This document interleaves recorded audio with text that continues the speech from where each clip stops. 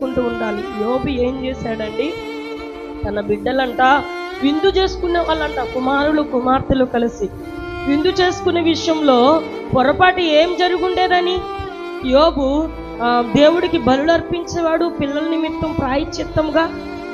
ఎందుకంటే వారి నవ్వులో దేవుణ్ణి ఎక్కడైనా నిర్లక్ష్యం చేశారేమో, వారు నలుగురుగా కూడుకొని తింటున్నప్పుడు దేవుణ్ణి మరిచిపోయి ఒకవేళ దేవుని నామాన్ని ఎక్కడైనా వ్యర్థముగా ఉచ్చరించారేమోనని భయపడిపోతూ గడగడలాడుతూ బిడ్డల నిమిత్తం ప్రాయశ్చిత్తం చేసేవాడంట.